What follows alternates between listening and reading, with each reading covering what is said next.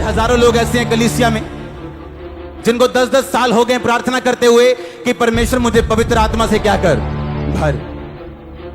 मुझे गैर भाषा चाहिए, और आज तक गैर भाषा उनके पास आया नहीं, क्योंकि उन्हें क्या लगता है किसी दिन ऊपर से दया होगी, और ऊपर वाला नीचे देके बोलते हैं तू कब बुद्धिमान बनेगा, क्योंकि बाइबल कहती है आत्मा से परिपूर्ण होते जाओ। किसकी जिम्मेवारी?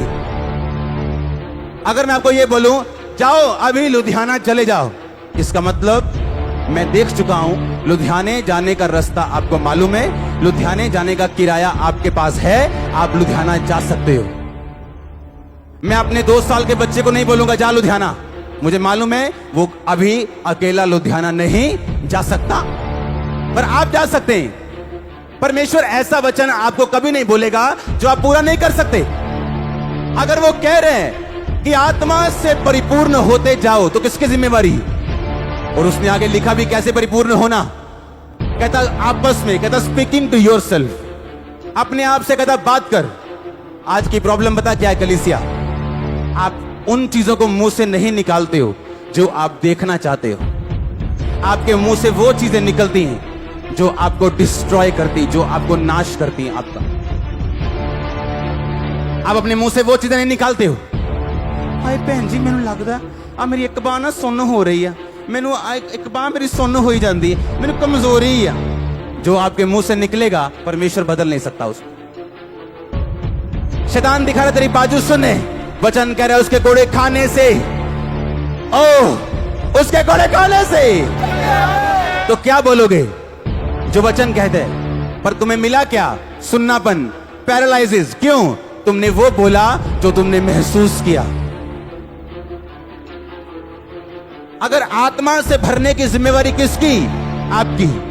चंगे होने की जिम्मेवारी किसकी? आपकी। सुलेमान अमीर था, जिम्मेवारी किसकी थी? सुलेमान की। बुद्धिमान था, क्यों? मांगा। ऊपर से अपने आप कुछ नहीं गिरता और ना गिरेगा। पहला कुरिन्थिया उसकी 14 उसकी 3 आयत में लिखा, परंतु जो भविष्यवाणी करता है वह मनुष्यों से शांति उपदेश और शांति की बातें कहता है। जो अन्य भाषा में बातें करता है वो अपनी उन्नति करता है, जो भविष्यवाणी करता है वो कलीसिया की उन्नति करता है। मैं चाहता हूं कि तुम सब अन्य भाषा में बातें करो, पर यह चाहता हूं कि तुम भविष्यवाणी करो। कहता मैं चाहता हूं तुम सब अन्य भाषा में बातें करो, पर यह ज्यादा चाहता हूं कि तुम क्या करो? भविष्यवाणी का मतलब सिर्फ नाम बताना नहीं होता।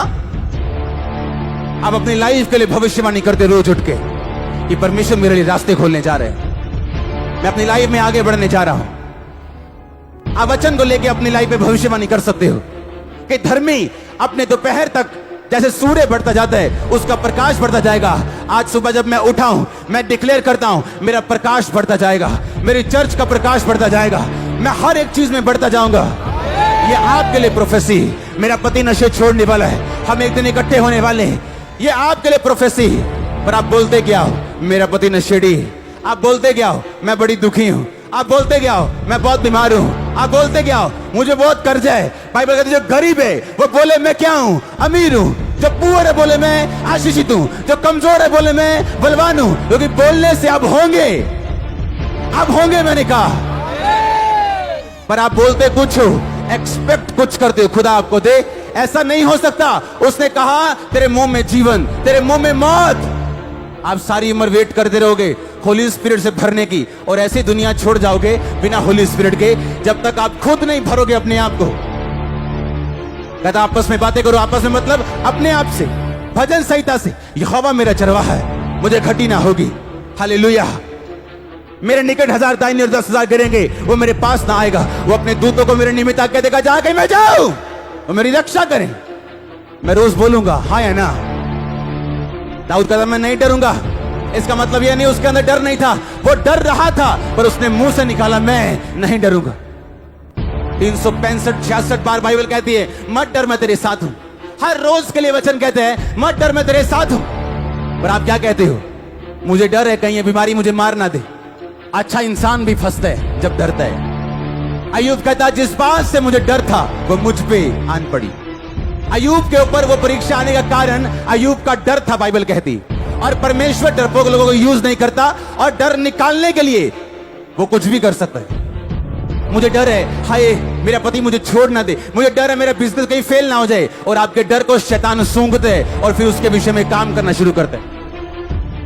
एक बंदा डायलिसिस यूनिट में काम कर रहा है और पवित्रताई में सेवा में रहने वाला बंदा, और उसके मुंह से क्या निकल रहा है, हाय परमेश्वर मैनू कभी किडनी का रोग ना होवे, हाय बड़ा दुखी होने वाला रोग है, हाय यदि किडनी खराब हो जाए मारी जाता बंदा, हाय प्रभु जो मर्जी हो जाए पर किडनी रोग मैनू कभी ना होए। किडनी रोग ही होया उन्हें, किडनी बदलानी पड़ी उसको। सेवा में रहने वाला इंसान, पवित्रताई में रहने वाला इंसान, आप डरेंगे शैतान फायदा उठाएगा।